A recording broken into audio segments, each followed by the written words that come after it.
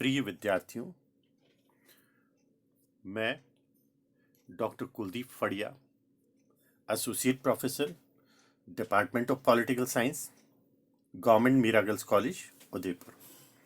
आज हम third year political science के पेपर फर्स्ट, जिसमें पश्चिमी राजनीतिक विचारक एवं विचारधाराएं हैं, उन विचारधाराओं के अंतर्गत व्यक्तिवाद की विचारधारा का अध्ययन करेंगे। और व्यक्तिवाद की विचारधारा को पढ़ते हुए आज हमारे अध्ययन का केंद्र होगा व्यक्तिवाद की विचारधारा में दिए गए प्रमुख सिद्धांत अथवा व्यक्तिवाद की प्रमुख विशेषताएं। व्यक्तिवाद को एक आधुनिक विचारधारा माना गया है, लेकिन इसका जन्म आधुनिक युग में पूंजीवाद के उदय से हुआ। व्यक्तिवाद इस बात को केंद्र में रखकर अपनी विचारधारा को आगे बढ़ाता है कि राज्य और व्यक्ति के संबंध क्या हों, राज्य किस प्रकार की नीतियां बनाए, उन्हें किस प्रकार से लागू करे और किस प्रकार से व्यक्ति और राज्य के पारस्परिक संबंधों का निर्धारण हो सके। कहा जाता है कि 1776 में एडम स्मिथ की एक पुस्तक आई थी जिसका शीर्षक था वेल्थ ऑफ नेशंस, जिसने आधुनिक व्यक्तिवाद को जन्म दिया। स्मिथ ने आर्थिक क्षेत्र में खुलेपन की नीति, स्वतंत्रता की नीति या स्वेच्छाचारिता की नीति अपनाई और राष्ट्रीय तथा अंतर्राष्ट्रीय व्यापार के विस्तार के मार्ग में राज्य के नियंत्रकों का विरोध किया। एडम स्मिथ की विचारधारा का कई अन्य अर्थशास्त्रियों ने भी समर्थन किया, परंतु व्यक्तिवाद का राजनीतिक पहलू आर्थिक की अपेक्षा अधिक सशक्त था। यह पूरी तरह से पूंजीवाद पर निर्भर नहीं था। इसकी आधारशिला कई मायनों में नैतिक और दार्शनिक थी। फ्रांसीसी और अमेरिकी क्रांति के दौरान स्वतंत्रता का जो जयघोष उठाया गया था, वह मानव विकास के लिए अपने आप में महत्वपूर्ण था। उसकी बहुत सुंदर अभिव्यक्ति जॉन स्टुअर्ट मिल ने अपनी पुस्तक ऑन लिबर्टी में की है। इसीलिए मिल को अंतिम उपयोगितावादी विचारक और पहला व्यक्तिवादी राजनीतिक रूप से माना जाता है। कैटलिन ने एक समय कहा था कि जेएस मिल के साथ एक दौर का अंत हो गया और शायद जानबूझकर उसने एक नए युग का सूत्रपात भी किया था। व्यक्तिवाद की जब यूरोप में पश्चिमी दुनिया में लहर चलने लगी तो उसका परिणाम यह हुआ कि आदर्शवाद भी बड़ा संयत हो गया, सीमित हो गया और उदार हो गया। स्पेंसर, जो कि व्यक्तिवाद के केंद्र में निवास करता है, यद्यपि व्यक्तिवाद का रंग जब फीका पड़ने लगा तो स्पेंसर ने उसे बहुत तीखे स्वर में उठाया। स्पेंसर ने डार्विनवाद के आधार पर, प्राकृतिक अधिकारों के आधार पर व्यक्तिवाद का समर्थन किया। वह व्यक्तिवाद का केंद्रीय समर्थक बन गया। हर्बर्ट स्पेंसर की दो पुस्तकें, मैन वर्सेस स्टेट और सोशल स्टेटस, में उसने राज्य पर तीखे प्रहार किए थे। राज्य को एक बुराई, लेकिन एक आवश्यक बुराई भी उसके द्वारा घोषित किया गया और कहा गया कि राज्य का कार्य क्षेत्र अत्यंत सीमित होना चाहिए। यहां हम आते हैं कि व्यक्तिवाद की विचारधारा राज्य के कार्य क्षेत्र के संबंध में क्या धारणा रखती है और इससे संबंधित विचारक स्पेंसर और मिल के अतिरिक्त कौन है। व्यक्तिवाद नागरिक तथा राज्य व राज्य गतिविधियों के उचित कार्यक्षेत्र के बीच उनके संबंध से जुड़े अनेक सिद्धांतों में से एक है और इस पारस्परिक संबंध के अन्य सिद्धांत जो व्यक्तिवाद का विरोध करते हैं वो हैं समाजवाद, सर्वोदय, फासीवाद एवं समुदायवाद। इन दूसरे सिद्धांतों में से जो बात व्यक्तिवाद को इनसे अलग करती है वह है उसका राजनीतिक एवं सामाजिक सिद्धांत की बुनियादी इकाई के रूप में व्यक्ति पर जोर देना। व्यक्तिवाद के मुख्य पक्षधरों में इस विचारधारा को आगे बढ़ाने वाले राजनीति विज्ञान के विचारक, आर्थिक विचारक जो हैं, उनमें कुछ प्रमुख नाम हैं: Adam Smith, David Ricardo, Malthus, Herbert Spencer, J S. Mill, Humboldt तथा वर्तमान में एफ.ए. हैयेक एवं रॉबर्ट नॉजिक। भारत में स्वतंत्रता के समय में महादेव गोविंद रानडे तथा स्वतंत्र पार्टी ने मुख्य रूप से व्यक्तिवादी दृष्टिकोण का समर्थन किया था। व्यक्तिवादी ये मानते हैं कि राज्य का कार्य रचनात्मक कार्य करना नहीं है।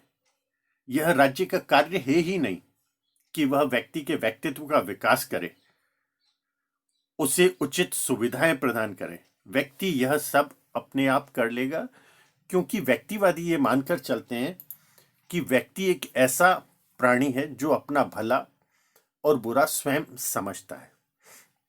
तो ऐसी स्थिति में यह एक महत्वपूर्ण प्रश्न उपस्थित होता है कि राज्य के काम क्या हो, राज्य को क्या करना चाहिए। स्पेंसर ने राज्य के केवल 3 कार्य बताए हैं जो कि उसे करने चाहिए। पहला बताया गया स्पेंसर के द्वारा बाहरी आक्रमणों से अपने देश की, अपनी भूमि की रक्षा करना। दूसरा कार्य स्पेंसर कहते हैं आंतरिक सुरक्षा व्यवस्था की स्थापना, समाज में शांति व्यवस्था बनाए रखना और हिंसा की रोकथाम करना। तीसरा कार्य बताते हैं कि समाज में व्यक्तियों ने आपस में जो अनुबंध किए हैं, जो कॉन्ट्रैक्ट्स हैं लोगों के आपस में, जनता के आपस में, उन अनुबंधों का पालन किया जाए। यदि कोई व्यक्ति अनुबंध तोड़ता है तो उसे अपराधी के रूप में दंडित किया जाए। स्पेंसर ने कहा है कि राज्य का अस्तित्व केवल इसलिए है क्योंकि अपराध का अस्तित्व है। इसलिए राज्य का प्रधान कार्य व्यक्ति की रक्षा करना और अपराध का विरोध करना है, न कि पोषण और विस्तार करना। राज्य को चाहिए कि वह व्यक्ति को खुला छोड़ दे, मुक्त छोड़ दे। व्यक्ति को अपने हितों तथा व्यक्तित्व के विकास के लिए स्वतंत्र छोड़ देना चाहिए, जिसमें वे अपने आप, अपने बारे में, अपने इर्द गिर्द, अपने वातावरण, अपने परिवार के बारे में स्वयं निर्णय लेते हुए कार्य कर सके। राज्य का एकमात्र कर्तव्य हिंसा और भ्रष्टाचार से व्यक्ति की रक्षा करना है। व्यक्ति के निजी हित के कार्य में राज्य को किसी भी प्रकार का उचित और न्यायोचित हस्तक्षेप नहीं करना चाहिए। हर्बर्ट स्पेंसर एक उग्र व्यक्तिवादी विचारक था, किंतु कुछ उदारवादी विचारक राज्य के कार्यों में 2 कार्य और जोड़ते हैं, और वो कार्य हैं अपाहिजों, अनाथों तथा इसी प्रकार के अन्य असहाय लोगों की सहायता करना। दूसरा, प्राकृतिक प्रकोप जैसे बाढ़, अकाल, भूकंप आदि से पीड़ितों की रक्षा किया जाना। व्यक्तिवादी विचारक, चाहे वे उग्र हों अथवा उदार, वे राज्य को कोई रचनात्मक कार्य करने की अनुमति नहीं देते। स्पेंसर एक जगह लिखते हैं, अतीत के अनुभवों ने हमें सिखाया है कि सुख कभी भी राज्य के प्रयत्नों से नहीं मिलता, अपितु व्यक्ति को स्वतंत्र छोड़ देने पर ही मिलता है। राज्य का कार्य क्षेत्र नकारात्मक नियंत्रण होना चाहिए। हम आते हैं कि व्यक्तिवाद के प्रमुख सिद्धांत और विशेषताएं क्या हैं। व्यक्तिगत स्वतंत्रता का सबसे सशक्त प्रतिपादक जे.एस. मिल ने किया था, और उन्होंने अपनी पुस्तक ऑन लिबर्टी में स्वतंत्रता को 2 भागों में बांटा था। एक तो विचारों की स्वतंत्रता या अभिव्यक्ति की स्वतंत्रता, और कार्यों की स्वतंत्रता। और इसी के आधार पर व्यक्तिवाद के प्रमुख सिद्धांत निर्मित किए गए हैं, जिसमें पहला सिद्धांत है, यह माना गया है राज्य साधन है और व्यक्ति साध्य। अर्थात व्यक्ति की उन्नति, व्यक्ति की खुशी व्यक्ति की संतुष्टि केंद्र में है और राज्य उसे प्राप्त करने के लिए एक साधन मात्र है। सभी व्यक्तिवादी विचारक व्यक्ति को साध्य मानते हैं। व्यक्ति ही लक्ष्य है, वही ध्येय है। समस्त कार्यों और गतिविधियों का केंद्र बिंदु भी व्यक्ति ही है। व्यक्ति ने अपने विकास और उत्थान के लिए कई संस्थाओं का निर्माण किया, विकसित किया है। परिवार, कुटुंब, जाति, धर्म, समाज, राष्ट्र, ये सब व्यक्ति के द्वारा विकसित संस्थाएं हैं और व्यक्ति के हित के लिए ही बनी हुई। ये संस्थाएं अपने आप में लक्ष्य कदापि नहीं है, बल्कि व्यक्ति के विकास की साधन मात्र है। राज्य भी इसी प्रकार की इनमें से एक संस्था है। एक स्थान पर प्रोफेसर बार्कर लिखते हैं कि संसार में मुख्य बात व्यक्ति की क्षमताओं का उन्मुक्त संचरण है और इसी में व्यक्ति की प्रसन्नता निहित है। अर्थात ये सारी बातें ये बताती हैं कि जो लक्ष्य है इस संसार का वह है व्यक्ति की प्रसन्नता, उसकी खुशी, और राज्य इन सभी में एक साधन है जो उसके प्रसन्नता के लिए कार्यरत है। दूसरा कहा गया राज्य एक आवश्यक बुराई है।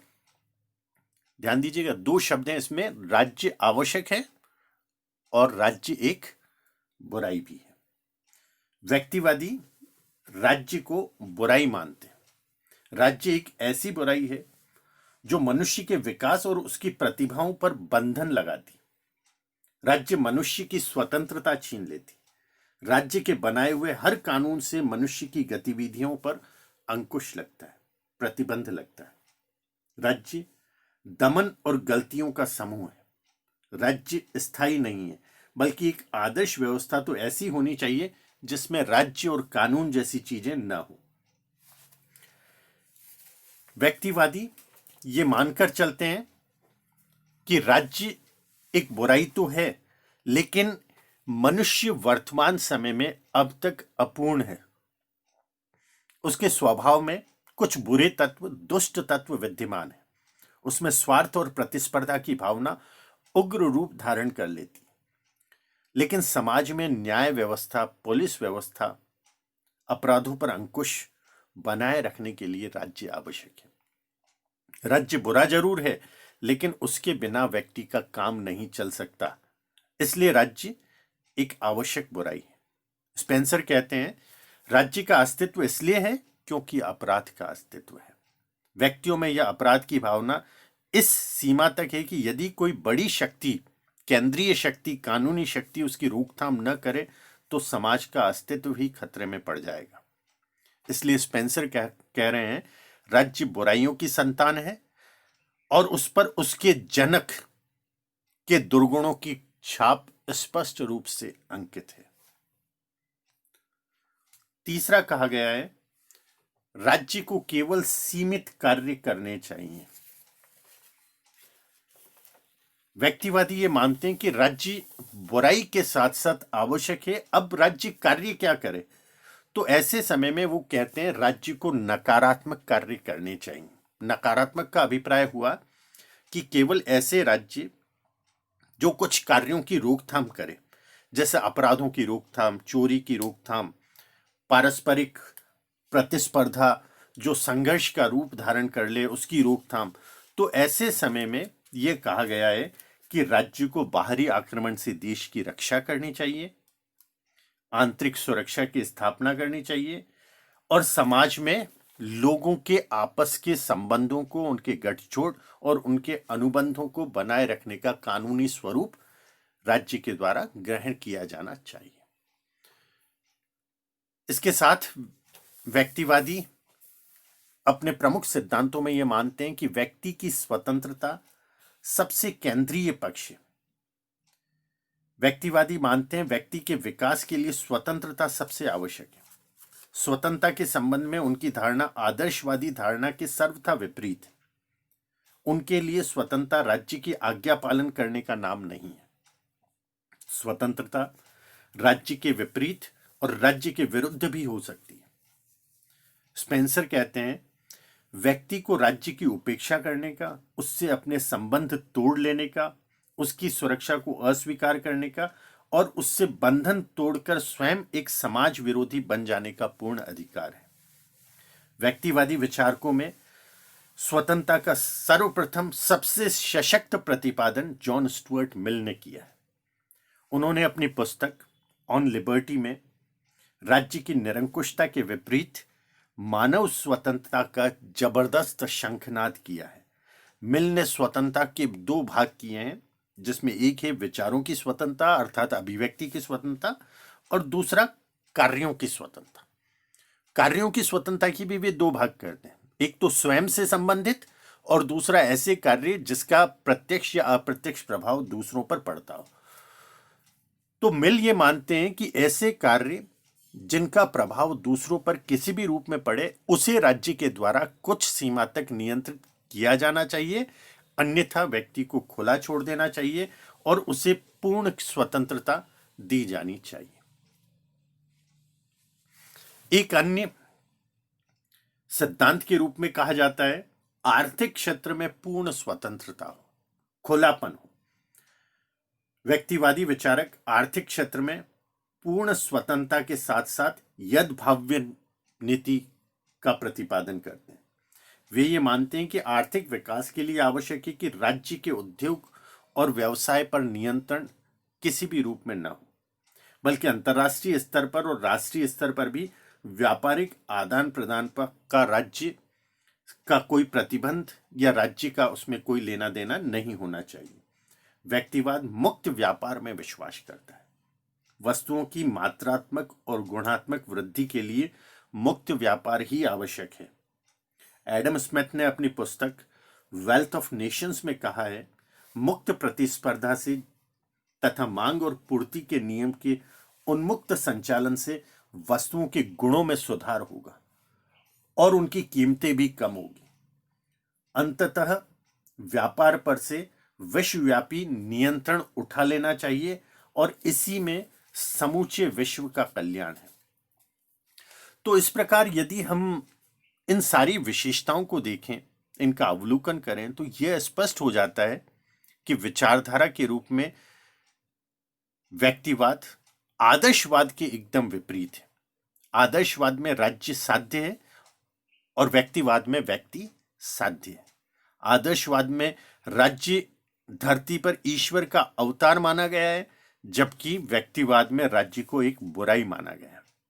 आदर्शवाद में राज्य का कार्यक्षेत्र असीम है, व्यक्तिवाद में कहा गया है कि राज्य को केवल सीमित कार्य करने चाहिए और व्यक्ति की सुरक्षा संबंधी कार्य ही करने चाहिए और व्यक्ति के विकास के संबंध में अन्य कोई कार्य नहीं करने चाहिए।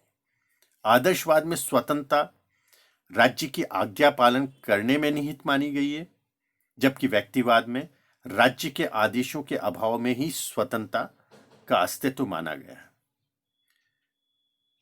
अगर विचारकों के रूप में लें तो यह कहा जा सकता है कि आदर्शवाद का केंद्रीय प्रतिपादक हीगल यदि उत्तरी ध्रुव है, तो व्यक्तिवाद का केंद्रीय प्रतिपादक हर्बर्ट स्पेंसर दक्षिणी ध्रुव। बहुत बहुत धन्यवाद।